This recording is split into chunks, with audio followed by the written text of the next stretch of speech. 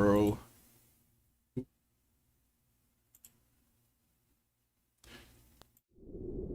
Italy? Whiskey? Ah, Italy! You could never unlock my secret. Oh no! Suddenly, I don't leave it! I'm reading it. Let's begin. Indeed.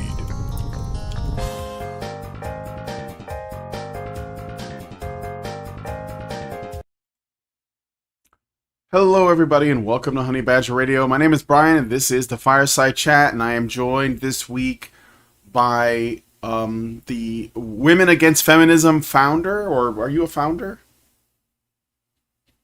One of the founders, yeah. And it's pronounced Yanni, Johnny, Yana. Sorry, I have a I'm bad with names. Yeah.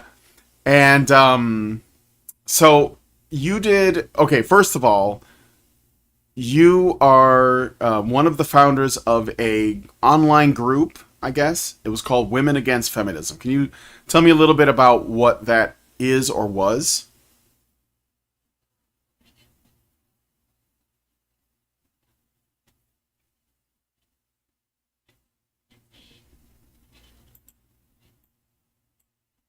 All right. I'm sorry. Just a moment. I'm having for some reason your sound isn't coming out in OBS. I can fix that though. Give me just a moment, and we'll get this right. It's been a while since I've done a fireside chat. And see my computer moved things around. I don't know why. Okay, say something now. Okay, I see it. Yes, now we're good. Okay, so I was asking you, Yeah. thank you again, about the story behind Women Against Feminism. So go ahead. Okay, so Women Against Feminism was something that started on Tumblr. It was like you could say there were regular women who blogged about different things. Some people blogged about anti-feminism, being an anti-feminism, and some women probably just blogged about their life, maybe being a housewife, cooking, and stuff like this, right? And while within the small anti-feminist circles of Tumblr, let's say there were a few women who were blogging on their own personal blogs about why they are anti-feminist. I was also blogging about why I am not a feminist, right? Right. And then one of the women decided to pull a lot of the blogs together in a sense, and so like pull from many different women. And so we were blogging, and this was probably a largely unnoticed thing. Then what happened is that feminists had their like hashtag who needs feminism, where they would hold pictures and say, this is why we need feminism, I basically. remember that. Right. So they Yeah. started doing that. And the Women Against Feminism started to do the same. So on our blogs or the women, their blogs, they would put, and then someone started this website, this Tumblr called Women Against Feminism, which would pull those pictures and also blog post and also post herself about stuff, right? And this Mm-hmm. got a lot of attention. It got because it went with the hashtag. It got a lot of attention, and it started to go viral. At the same time, we started a Facebook group called Women Against Feminism for people who like just were interested in being women against feminism. And so people came into the Facebook group. Yeah. There was a Facebook page, and all of the pictures started to be posted to it, and this went viral. Um, so this was Women Against Feminism going viral, and then a lot of people saw it, especially feminists. Feminists sort of just flood the Facebook group, completely flooded, they have more numbers than us when they're angry, you know. Yeah. Yeah.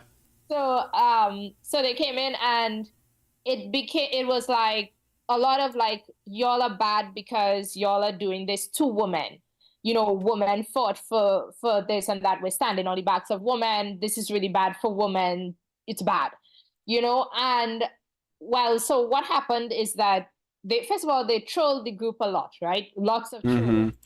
They triggered at the time Facebook used to have it such that if you trigger certain things enough, then you would be like viewed as a hate group.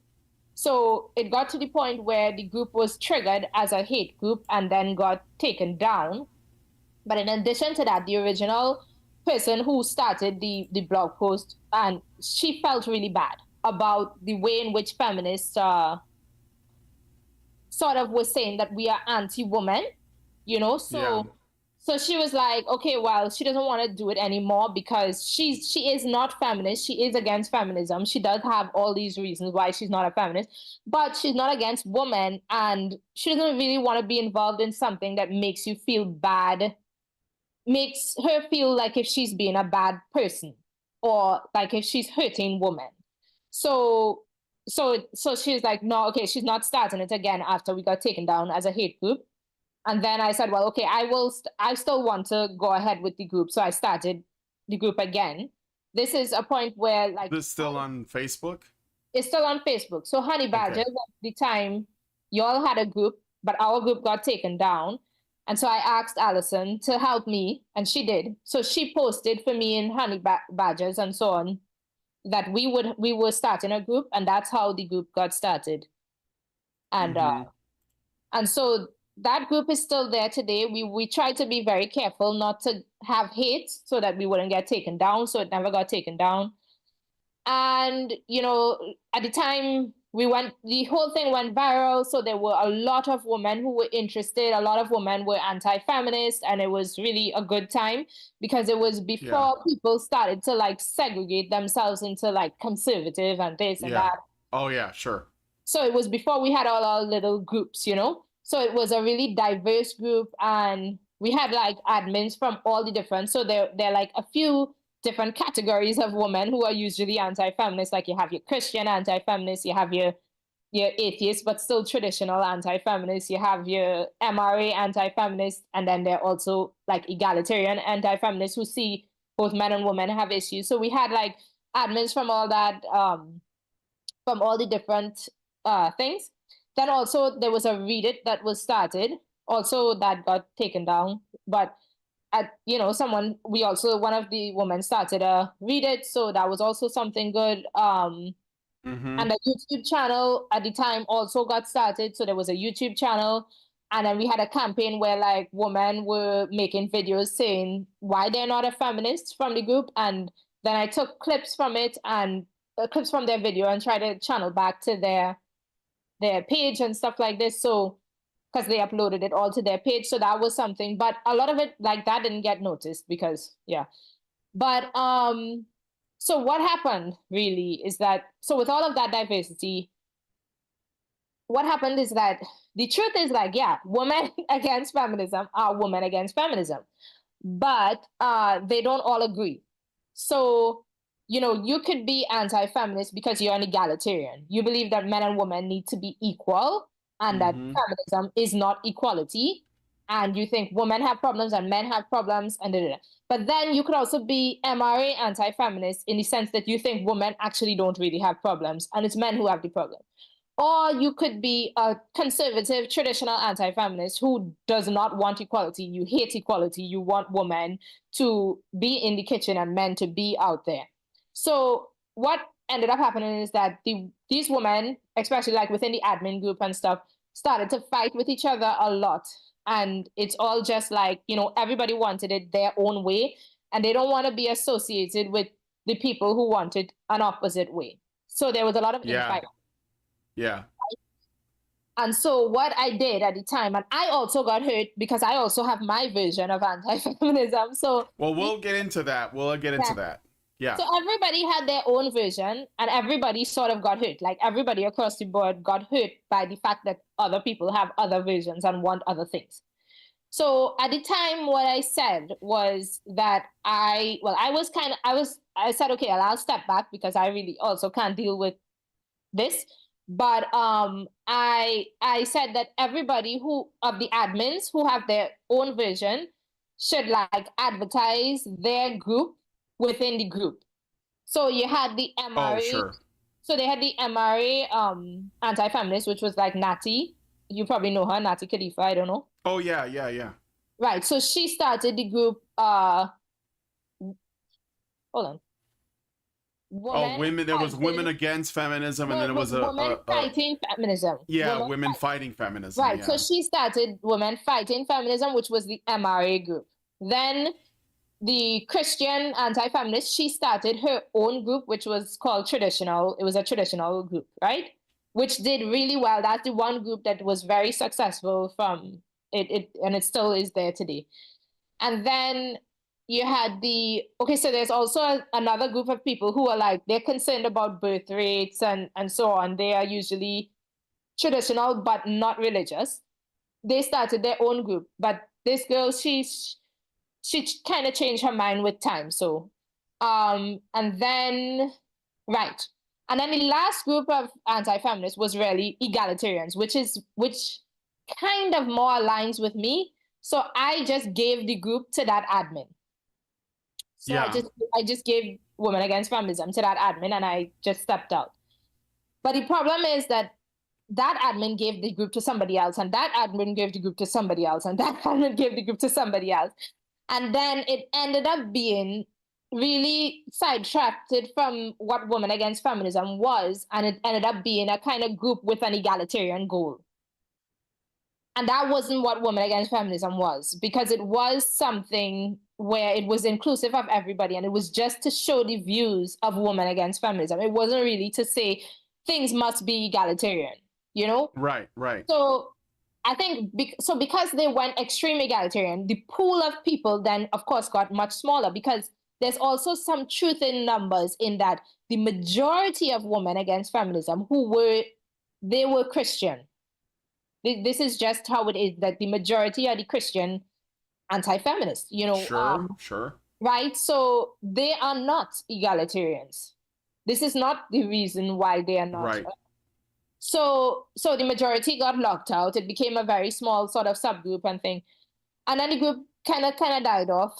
And so now I decided to kind of step back in and I'm trying to sort of recreate something similar to what Women Against Feminism was or was supposed to be I am like on a journey to interview as many anti-feminist women. I see. And I Okay. also want to interview anti-feminist men. So I am basically on a journey to interview as many anti-feminists as I can, and I want to pull it onto the Women Against Feminism uh, YouTube. And I want Yeah. to interview men for another YouTube channel also. But the point is, I really want to interview and get the views of as many anti-feminist people as I can, because I think that's what Women Against Feminism was when it started. It was just the views of different women who are not feminists and why, we are not feminists and why we see the world different. And it was about diversity. And I Mm-hmm. think that's important. So yeah. Okay. So it sounds like what happened. So I'm actually in the current I'm in that group, Women Against Feminism on Facebook. I don't go there very often. There's still a lot of like, I just sort of like see it in my feed and I keep moving. I don't use Facebook for much, I post memes and that's it.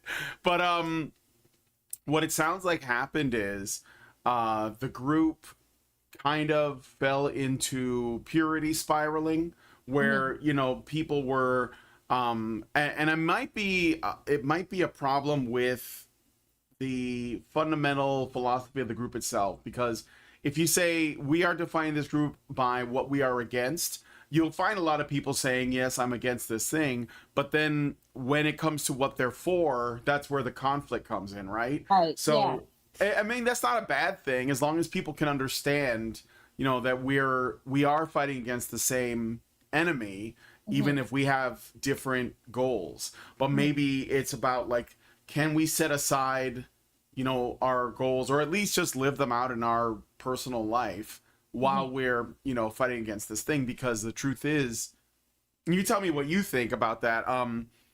Because feminism is the way of the world right now, right? It is like what everyone is defaulted to. So women speaking out against it is very important because it is supposed to be for them. That's why it exists.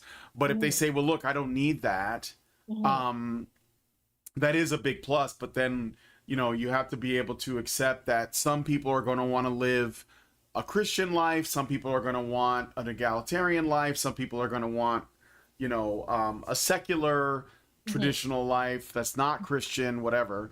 But we can do all that while still, I guess, understanding that feminism is not like whatever our answers are. That's not one of them, right?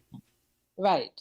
Yeah. So, yeah, the thing is, feminism has a lot of flaws from many different angles. One is that they think they can speak for women when women are extremely diverse, and definitely they cannot speak for the majority of women. Uh, they also, of course, they don't include men. They say they want equality, and they don't care about men. This is, I Oh, mean, it's it's not just that they don't care; it's that they hate men, and it doesn't really offer anything to women either. They don't just dislike men; they also dislike women. It's just about and especially women who want to get along with men, because yeah, there are women who want to build with men, who want marriage, who want some sort of stable relationship with men, who want to work together with men, and who understand that the sexes are genuinely codependent. We are not against each other, and it makes no sense to pit men and women against each other because we are codependent.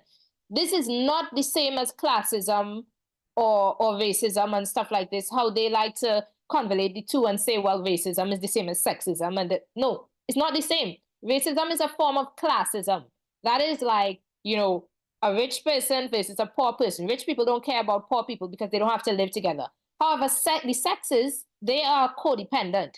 Men, as a man, you care more about your mother or your daughter or your wife than you do about some guy who lives in Asia. So yeah, there is no like unity between men and men or unity between women in the same way that there would potentially be between men and women who have to live together. So yeah, yes.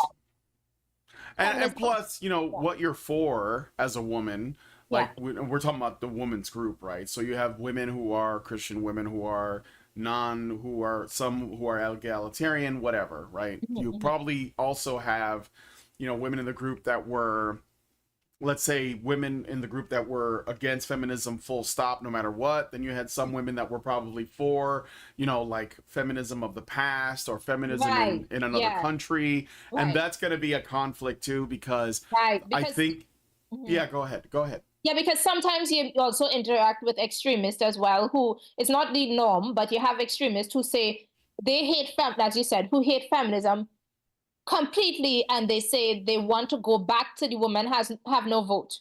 Like they want to go Hmm. back to a point where women have no vote and stuff like this. And I think this is a little bit of a outlier. This is an extremist position, but It is an extremist position. Yeah. yeah, yeah. Yeah, yeah. But I mean, like, that's another, another one of these conflicts. This is why I think it's, well, I don't know what if you are looking for my Yeah, perspective, yeah, I but am. Yeah, yeah. okay, okay. So, I think that I think that there is room for conversations around like what we want, because like if the rules are all built by feminism today, which they are, the Right. governments and the And they're media and in the everything, that schools, they're in it's in the universities. schools, right? And It's what the it's problem is that they're in universities, they're teaching women mhm. these things. And then women are the majority of our like early childhood teachers and stuff. They have a feminist view and they're teaching this to children. They're Right. teaching this idea that men were oppressive to women and that women are the victims of society. And somehow this needs to be corrected with feminism. Well, Yeah. it's just it is such a wrong analysis of reality. Yes, and it is the only solution that's offered. This is one of the reasons why you had feminists invading your women against feminism space, Mhm. is whether they knew it or not. And I think a lot of times women who are educated in feminism don't know why they feel this need to protect it, but they have a fear that without feminism, there's just going to be enslavement, because they are been propagandized, right, to Right. believe that if they don't constantly, if they don't have feminism, they will be slaves. And this is good for academic feminists, people in the, that make money off of this, get a lot of power from this. that's very useful to keep women in a state of dependency on feminism instead of dependency on, like their families, including their husbands, etc. So this is about replacing men with feminism, which is ultimately the government, and it's very effective. So like what I was going to say is there's room for conversations about what we want the world to look like without feminism, but it's kind of hard to imagine right now because it's all we have. So the I think that the conversations about how we structure our communities post feminism, if there is going to be a post feminism, I think they do have to happen, and I think it will mean for some very uncomfortable conversations with women because women are the ones that are going to essentially have to be the driver of this change. Men have been trying to talk about it, but they've First of been all, men have a sympathy gap. People have yes, no sympathy for men, so men are not listened to in the same way. And second of all, just like you need black people to critique things, like they say only black people can speak about this. Da, da, da. The point is, it is better when women speak out because y'all are the ones who can critique it without being told you don't know what you're talking about. Now, yeah, in reality, everyone should be able to critique it, and that's nonsense. Like in reality, what a man has to say about feminism is with, of course, but feminists are going to take it and say, you know what, you're just saying that because you're a man, you don't know what you're talking about. But they can't tell that to women, so it is important for women to speak out. And I have to say, the amount of fear that we witnessed in the eyes of feminism, in the eyes of feminists, when Women Against Feminism was viral, it was because we were women. That is why they were so afraid of us, you know. yeah, and also, but they're becoming more aggressive, where you can't play the woman card with them as much because Now they'll they just tell you you're not really a woman or so you're a they tell us slave. we're privileged. Yes, yes, They exactly. say you're a Yes, privileged woman. You just don't know because you're privileged. You know, yeah, when we say they always sexual assault. We've been sexually assaulted. The men are sexually assaulting us. We're being, and then we say stuff like, hey, the men in our lives have protected us, have not, we haven't had that experience. So this is not something that's happening to every single woman. If I say mm-hmm, something like that, you're privileged. Yeah, you haven't been sexually assaulted. It's because you're privileged. You should shut up. They just try to make you feel bad. And it's like, okay, I'm privileged, but they just want to invalidate anything that you could say. You yeah, know, yeah. yeah. Are you American by any chance? I know you have an No, accent, but okay, where are you? Where are you from? Where you I'm from live? I'm from the Caribbean, but I currently live in Europe. Oh, Europe. Okay, like Yeah. the UK or like So mainland. So I'm in Belgium. okay. Oh, Yeah. okay, okay, But Belgium. That's I'm cool. yeah, but I am settled here in Belgium, but before now I was always moving around, so it's very hard for Mm-hmm. me to say. Oh, I see. So this is where you are now. Um, I was bringing it up because I don't know if you're aware of what is happening in our country politically involving women in the United States here. So recently there was a ruling, and I want to know what your thoughts are on it because I think this is like one of the very, very hot button issues for women in particular, or at least for a certain type of woman. Where the Supreme Court overturned Roe v. Wade. Have you heard about this? You Yeah, know what yeah. Roe v. Wade is? Yes, Okay. and we actually somehow it applies also in the Caribbean because we use certain laws Oh, for sure. Yeah, so yeah, it's yeah. yeah. Yeah. Well, I know. Yeah, my family's from the Caribbean too. So, Okay. yeah. Um, yeah. So this has become a very serious, like a very big issue, and the truth of it is that it's better law now. It was always bad law in the past, but because of I think the gynocentric political system, politicians, judges, etc. They didn't want to touch Roe v. Wade, even though it was bad law and a bad premise. And the way that it should be done is it should be done through the state. So each state, because this is how it was always supposed to be, has its own government and their own laws, and then the federal government protects the very basic rights. And feminists were very upset about this, and they got women really upset about this.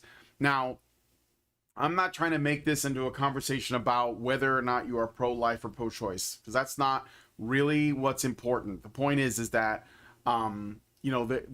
these services are still available.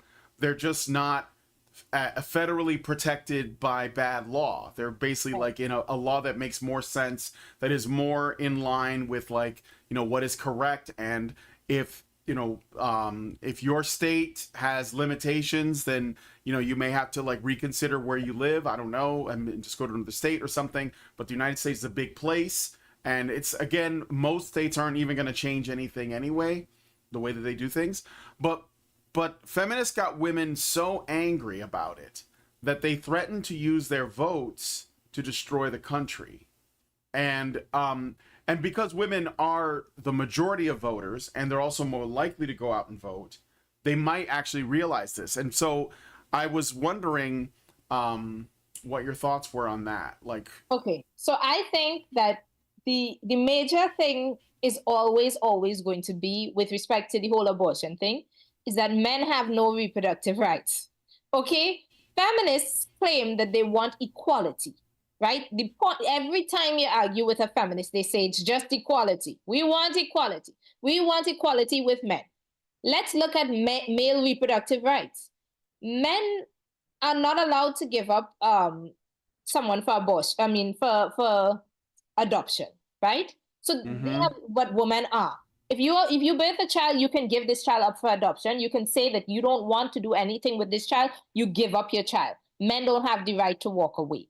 If you get pregnant, you can, well, in theory, this is what we're discussing, but in theory, you can go somewhere to abort the child without a problem. This should be, I think, because I'm kind of I'm pro-choice. Yes. Okay. So, but the problem is that men don't have any sort of right. So my issue with feminists is not that they're extremely pro-choice. If they want to do that, you can do that.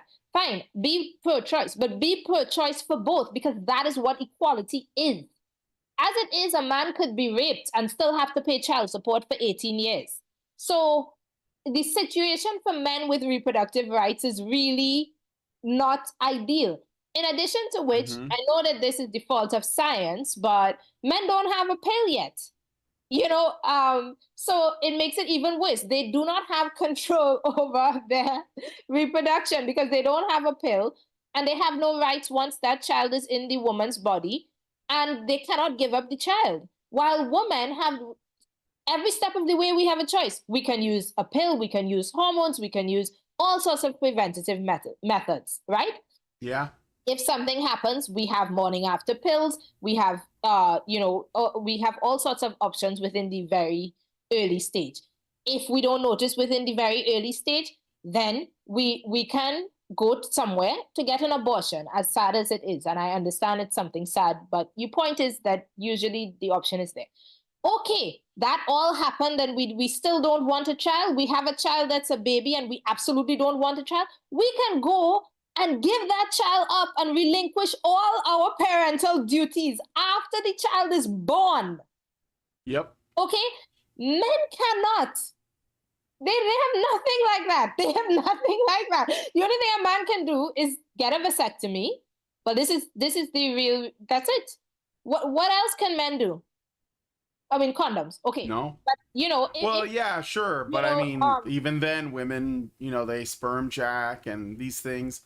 Nothing is a guarantee. Right. And the point is and men are they still have to, of course, I mean, they will be having, we are in the way in which society is today. We are happy that we have birth control and thing, and therefore we want to enjoy that modern stuff. So yeah, they're going to be having sex with women when they don't want to have children. And they have no choices.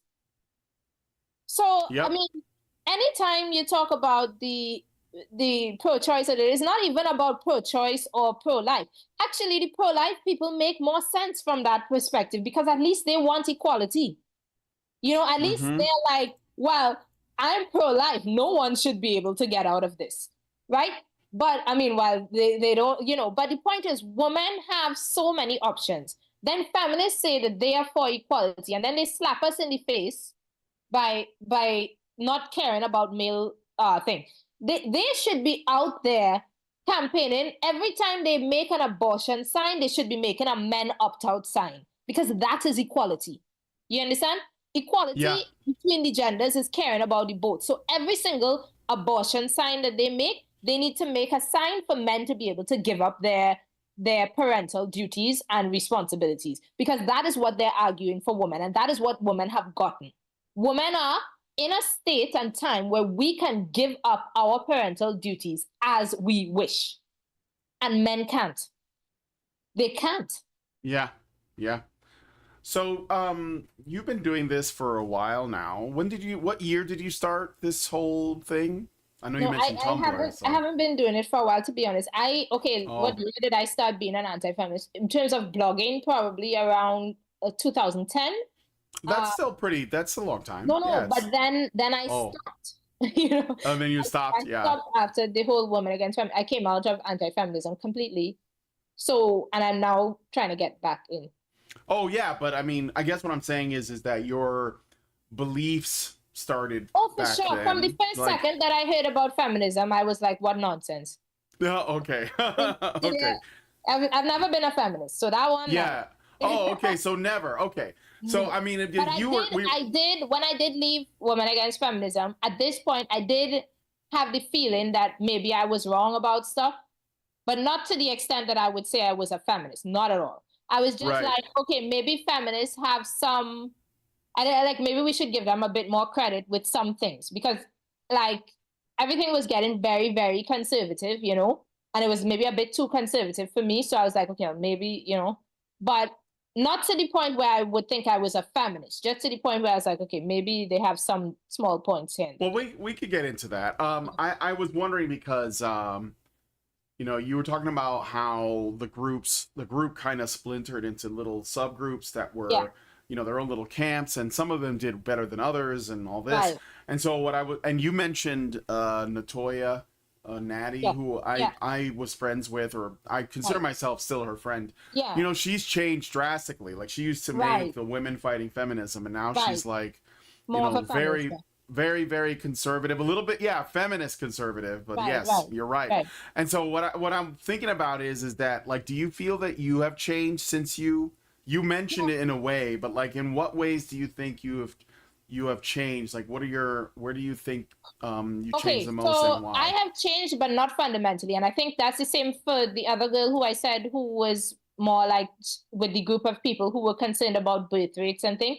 She said she changed to the extent where she doesn't want to be involved in anti-feminism or anything negative, but fundamentally she still has the same beliefs. And I think I'm similar in that I So have changed. she's more of a pro natalist, like She pro is family, pro reproduction, worried pro about family, birth pro rates. reproduction. Yes, she feels Yes. that she's worried about reproduction, and she feels, that yeah, I guess yeah, pro family, pro man and woman from that perspective. Yeah. And I think often these people are called nationalists, but that's just a mean thing because they're not all racist or whatever. But They I call, mean, nationalists. I mean some of that. them they Yeah. call that they like to associate them with that. Anytime people want to have children, then they claim it's nationalist. Yeah. Well, that's just a tactic they use to shame people into not reproducing, so they can practice eugenics. And I'm a little bit more worried about eugenicists than nationalists, but that's All just right, all me. right. No, well, for me, like I said, when I started, my first when I was blogging, the name of the blog was called Secular Traditionalist. So I was very traditionalist, but not very in that I always was pro LGBTQ stuff and stuff like that. So I wasn't ever, like there. But I was more traditionalist in that I was very concerned with proving why I was concerned with linking tradition with nature, because like I'm not religious, but I think that like religion, not religious like in terms of God, but I think that let's say you could say God is nature. I mean, is nature in that sense. I think that nature is as it is, and we don't have much control over. Okay, I'm not explaining it well. I think that the structures of society are influenced by nature, and that women and men have certain natures, if you want, you could say, or instincts or whatever. More like And evolutionary. You're right. So I saying, think yeah, that's yeah. why I was more concerned with linking like evolutionary stuff to why we live in a society that looks the way it does. So, I mean, in a sense, I am blaming nature rather than men. So I'm trying to tell feminists, please stop blaming men for patriarchy. Please understand that this is something that comes directly from nature. No one had a choice. Not men, not women, not children, not birds, not bees. You know, nobody had a choice over the structure of society. This is what nature sort of chose for us because this was the model that produced most children during harsh times or whatever, right? So I'm just trying to tell feminists that they have placed the blame for the societal structure on men, and this is ridiculous. So I was more concerned with that, and I called myself the secular traditionalist, also because in terms of bias, of course, I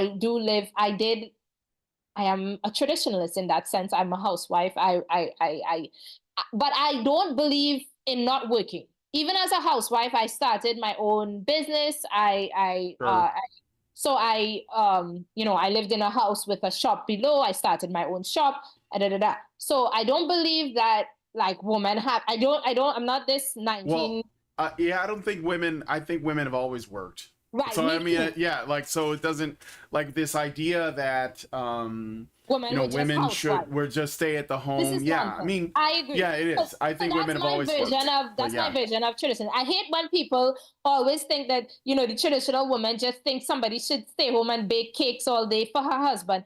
It's not no. like that. It's like historically what happened is that we had farms and the women Mm-hmm. were working part-time on the farms. Then she had kids. She did more at the home and he did more on the farm. Whenever she could help, she helped on the farm. When the kids got older, she helped on the farm. So I more see it like that. And then with businesses and stuff, it's the same. The husband They did have more. always, yeah, they've always had them. Even before women's suffrage, women worked. Women owned land. Women Right, started businesses. They did cottage right, industries. Even if they didn't live on farms, if they lived in cities, let's say when the cities were starting during the Industrial Revolution, women would work in and around the home. It wasn't just like right. being a And housewife, at that right? time, the work in the home had monetary value, whereas today it is different in that, we have dishwashers, washing Well, machines, whatever. today women do the same things they did when they were at home, but now they get taxed for it, and they do it for somebody else, right? So they go Right. work Well, and they go work as a teacher or as a daycare person or in nursing or right. whatever. They do a lot of the same jobs that they would Yeah. have done in and around the home, but now the government can tax them Right. for it. Well, So for me, yeah, and I see it as the situation changed, as in like in the home got easier because we have all this technology. mhm. So there was more time created. The situation changed. So now women will be working outside. I have no problem with that. No, Women will work outside, but I am not defining traditional like just a woman being at home. I'm saying you could be a traditional woman and have a job. It's not a problem. It's just traditional women take more of the child care and their career suffers for that. Whereas men yes, take on more of the other role, which is the outside, and that's how it is. And so I consider myself to be a trad wife, um, and and yeah, because I did take a hit in terms of I never prioritized my career because I have kids. I prioritized being at home, and whatever career I would have has to be around them, you know. yeah, And that to me is traditional. It's what women have been doing for all of history. The fact that you may have some 1950s upper class woman who did something different does not make it that that is traditional, tradition, right? yeah, So yeah. so for me, I was a traditionalist, and my idea was that traditionalism, this relationship between men and women, how the church sort of describes it, despite the fact that I'm not religious, is something that sort of comes out of nature. It speaks to human nature. It works with human nature as much as possible because human nature is so complex. Many systems work, but this one is one that has been successful during harsh times, and that is why we have it. So I sort of adopt it, and I have no problem with it. So I was like this, but then of course, I mean, if you look at where I guess I got more open-minded in the sense that I can't talk about it in good faith much anymore because I know that it hurts people and that it's complex, that maybe it's not so simple because, people have, you can argue that, but then it gets more complicated when you're dealing with real people who have real Yes. situations, who it won't align with. And the reality is that, of course, I have those beliefs because it fits with my lifestyle. It's because by chance I happen to be in this situation and it works for me. So it's not something that will work for everyone or. Yeah, So like, yeah. yeah. Yes, John, I totally get it. So we're talking about. I noticed that while we're discussing this, like this term, traditionalist keeps coming up, and what I find it interesting because it's it's like we're trying to put it in a category that is kind of separate from another arrangement, but I don't know what another arrangement would be other than something that's a bit more, I guess, feminist approved, like okay, like staying single, uh, your whole life. Well, I'm just wondering because like most women and most men want to find a partner and they But I want to think the start a feminists, they relationship. don't want that the woman depend on the man. That's their Right, problem but with traditional. yeah, yes, but like let's set aside what feminists think because or what they want because it isn't what most people want. Right. Most men want to find a good woman. Most women want to find a good man. That's the reality. Now, how that plays out in our modern society is, I think, where we get into some messy stuff, like the ways that feminism has affected, women's expectations of men, the way that that has affected the dating market, the way that's affected men as a consequence that can't, and also the fact that women have entered, into the workforce en masse and they've been sort of promoting this sort of materialistic worldview like women are being told that they're to be a good to have a good life means to pursue like a very ambitious career, make as much money as possible, wait until you're in your 30s to have kids, right? And then they'll wait and then they'll realize that maybe they can't have children or they can only have like one child, and this is where you get into the birth rate thing. So without taking a side on any of these other sort of subgroups, I'm thinking about what do we call a an arrangement that is best for men and women, obviously on a case by case basis, but let's say in broad Right. strokes, for the sake of broad strokes, because not all men want to get married, Right. not all women want to get married, but Right. most do. Okay, so Right. how do yeah. Yeah, so my idea it was also at some point like the whole like you said the word traditionalism. It is just a guide. It's not like you can't take it so seriously to say that everyone will do it. No, no, no. It's just that, society probably had some whispers and some guides to okay, this worked for the ancestors. This Well, setup it worked.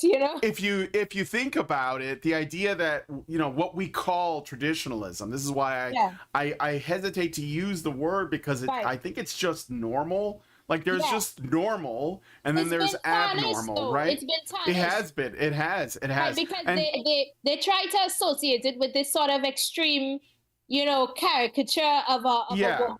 a woman Right, chained to the stove, pregnant, right, and making right. sandwiches. Yeah. And she has no other life except, and then they want to think that submit means she does this. Yes, master. Yes, Yeah. Yes, you know, exactly. And so like, you get into this. This is why I'm bringing it up, and I'm glad that you're noticing. You're picking up what I'm putting down. Is yeah, that this idea of traditionalism is so tainted because of propaganda from feminists, and women are they're made to be very afraid of this afraid. as like a Yes, they negative still, consequence, yeah, they right? still fair Yeah, because they're like, oh no, if we let the men think that, then they'll just think that we want to submit and be beaten all day. And it's like, no, actually, this is a guide. It's something that, and I think it speaks to our nature, to be honest. If I'm yeah, honest, I agree. I think that men and women are not identical when it comes to their sexualities and when it comes to this core of what makes you a man and what makes you a woman. I think that Yeah. we have very different instincts in terms of our sexuality, right? And Yeah. I think that in terms of women's nature, women want to submit. I know that's a bold thing to say, but I do think that women want to find men who they can submit to. And I don't know, I won't go so far to say that men want to, no, men don't want, I don't think men want that, but the men want to protect. And so I think with this setup, with us having this sort of nature where men seek to protect, women seek to be protected, to be that this is what religious society base their advice. Just Yeah. advice doesn't mean you have to do it. Well, It base that, their yeah. advice on. And I Yeah. understand that traditionalists of the past took it really far and they were bad and they made everybody do it. I understand that was not Maybe. right. But yeah, I think that's another thing though. This idea that if we put it in perspective, because right, you're talking about evolution and how things have changed. right. What we call traditionalism today Yeah. was the norm for like most of our history, like all the way up until what, the mid 20th century maybe. Like Mhm. traditional, marriages with children, living on Monogamy. farms, monogamy, all of that. That is, Monogamy, with all it is we're talking about here is just monogamy, where where yeah, women take more care of children and men yeah, do a little bit more with providing. So right, we have a certain division of roles where because they're children and she's busy with them, he's going to be providing within this. That's all it is. There's nothing yeah. more to it, really. Yeah, and for Um, most of our history, that's all it was up mhm. until very recently. So we have this whole idea of a non-traditionalist organization or relationship arrangement is very, very recent. In fact, even dating is really recent if you think about it, because for most of history, you only knew the people that were in your community. And so you, like, the girl you would meet would be someone who who lived in your community. Maybe she was, it was between families. I'm not saying we should go back to that. I'm just saying that arranged relationships, whether it was intentional or incidental because of geography, that is like most of our history. So everything that we're dealing with now is very, very, very, very new, and we don't know what the consequences of this is going to be. And I think that it is why there is so many problems in the dating market where women are, So I you have know, strong theories on that as well, but yeah. Go I'm just ahead. gonna say theories. I'm not that I think it's Yeah, correct. let's hear your theories. No, it's okay. Like we shouldn't be ashamed to like speculate. So go But ahead. this is pure speculation, gross speculation. So I think that what happens is that during very harsh times, women need men, of course, right? We need community, we need each other. Everybody has to pull together. There's no money, there's no resources, there are no resources, or whatever. Women need men, and so I think during times of low resources, humans tend to gravitate to something more like what we're talking about is a traditionalism. However, during times of abundance, when we have a lot of resources and women no longer need men, the structure of society drastically changes into a certain type of society. And I believe that, Decadent.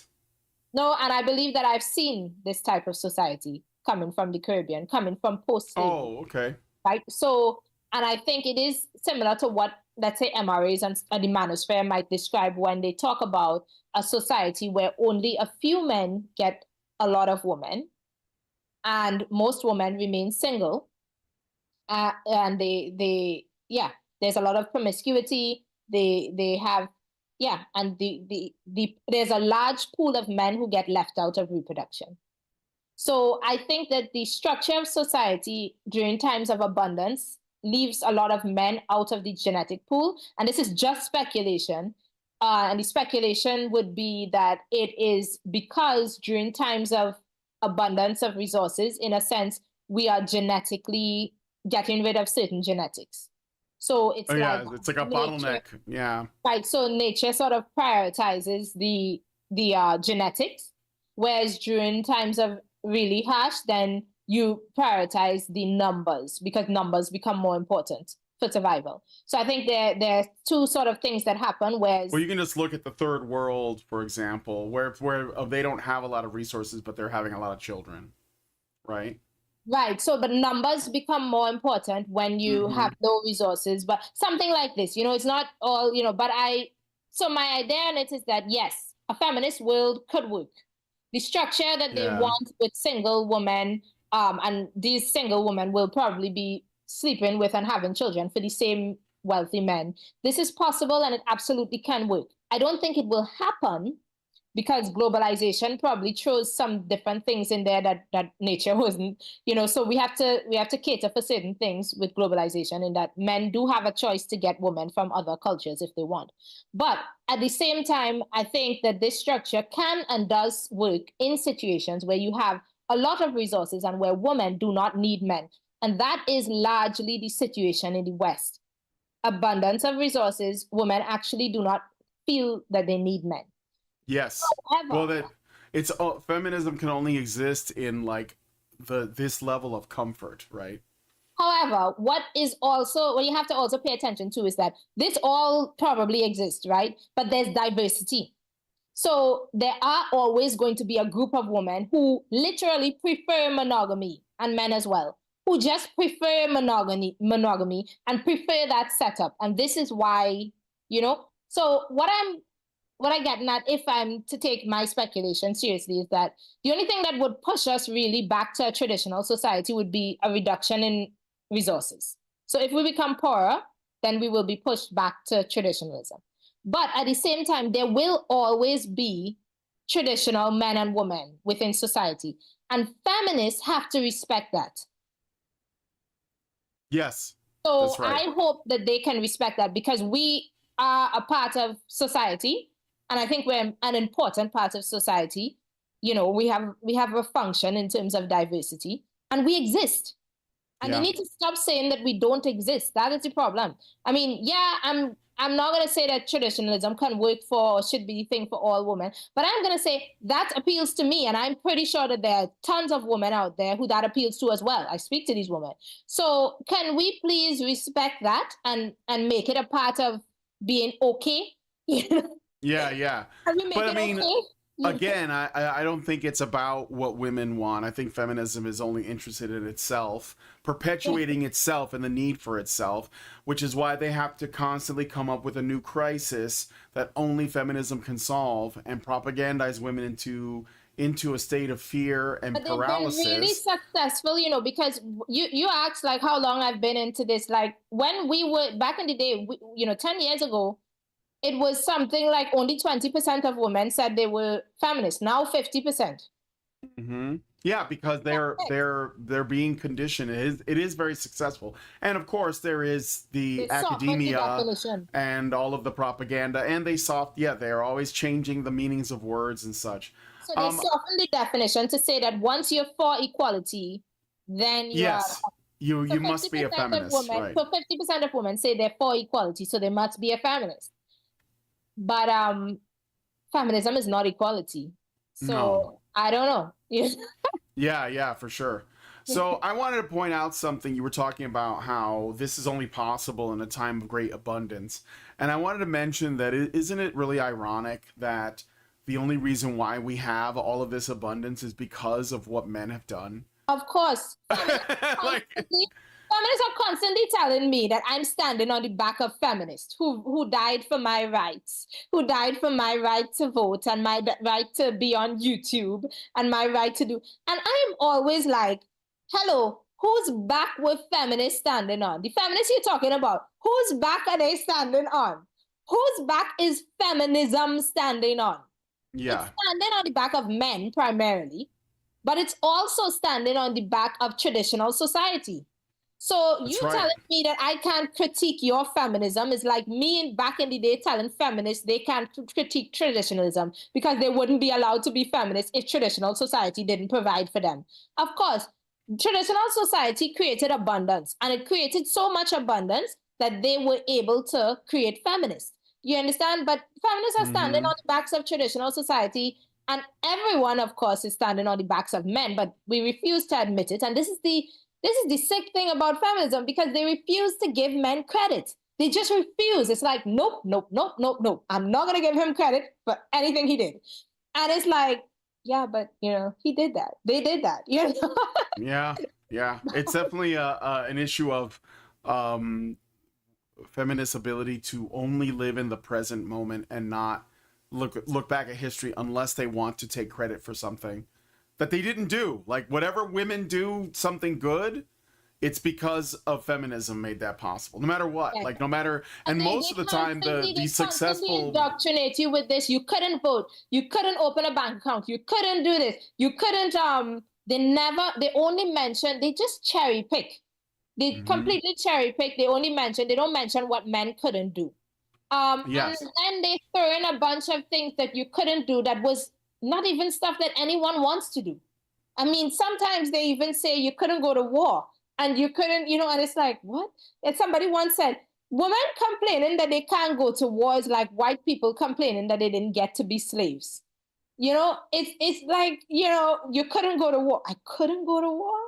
you know, yeah, yeah, yeah, it's like, what is, they are crazy, yeah. yeah, for But there sure. are many. There are many. And a lot of it is fueled by the fact that feminists they recruit members because they have um bad relationships. When women have a bad experience with men because of relationship issues, then Mm-hmm. yeah. Mm-hmm. Mhm. Um, I was gonna mention. Okay, so we only got about 5 minutes left before I got to go into the patron show. So first of all, is there anything else you wanted to? There anything else you wanted to run by me or tell the audience about what you're doing or what you're trying to do? Well, if any women are listening, I really would like to interview you on the Women Against Feminism channel, please. And if you'll see the link anywhere, please click on it and subscribe and show me some support, because we really, non-feminists are the majority, even though it doesn't seem like this, we're still the majority right now. And I think if we don't speak up, we will become a minority. Okay. Mm-hmm. I think non-feminist people need to speak up before it's too late, and basically give other people confidence to acknowledge that things aren't right and that feminism is not right. Because there are a lot of people who think things and then they're just like, okay, but everybody else goes along with this, maybe it's right, and they don't want to question it. But we need to gain the confidence to question things, to question feminism, and to question everything that they're saying. And yeah, so I just really hope that you could support Women Against Feminism. It's important for women to speak out. It's also important for men to speak out. Non-feminist people in general just need to speak out. Yeah, for sure. And I put all your links in the description of this video so you guys can uh, give her a shout out and follow her channel. So yeah, I appreciate that. And I wanted to mention one other thing before we go into the patron show. So you said the thing that let me ask it again just so I don't get it wrong. What was the thing that you said women want from men? Like generally that they want from men to feel safe? Is that what it is? Yeah, I think on a sexual To level, submit yeah, no, I no, said, no, in I said it. general, in Okay, general, okay, like okay. just There's this popular sort of notion now: the men are the protectors and the providers. This is what they say men are supposed to do, and I think that this is really unfair to men. I do get it that that's really unfair, because it's not so simple, and it puts a lot of pressure on men. So I don't want to say stuff like that to make men feel like they have pressure to.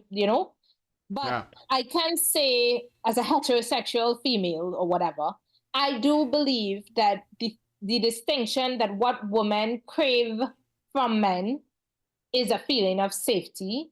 And they like we yeah it sounds stupid, but I genuinely believe women crave to submit to men. This is what women, I mean, if you look at romance movies, Hallmark movies, I recently discovered, oh god, it would be too long, you said we only have 5 minutes, but It's yeah, look at okay. Cinderella. Yeah, Yeah, yeah, yeah, we'll talk about it more in the yeah. patron show with the patrons. So I wanted to say the one thing that I think that men want from women, and a lot of people think it's like sex or whatever, Right. but I think ultimately men want women to bring them peace.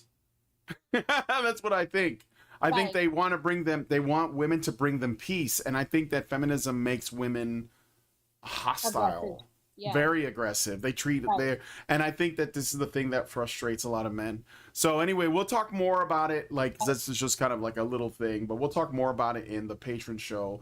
I'm gonna head in there now. So if you guys want to join us in the patron show, you have to become a badger yourself by going to feedthebadger.com /subscribe so that you can jump into the patron show. You'll get a link to the YouTube video, which is unlisted, so you can continue watching. And if you give it a higher level, you can even join the Zoom call, which is what I'm in right now, and talk to Jana yourself. So that is feedthebadger.com /subscribe. Hopefully I will see you all there. So with that said, first of all, Jana, thank you so much for coming on. Thanks for having me. Talking to us. Really appreciate it. I thought it was a great conversation. We're going to continue it for another hour. So if you guys like this video, please hit like, subscribe if you're not already subscribed, hit the bell for notifications, leave us a comment, let us know what you guys think about what we discussed on the show today, and please, please, please share this video because sharing is caring. Check out all of her links in the description so you can follow her on her socials, and we will talk to you all in the next video. Men's rights activists are machines, dude. Okay? They are literal machines. They are talking point machines. They are impossible to fucking deal with, especially if you have like a couple dudes who have good memory on top of that too. Holy shit, you're fucked.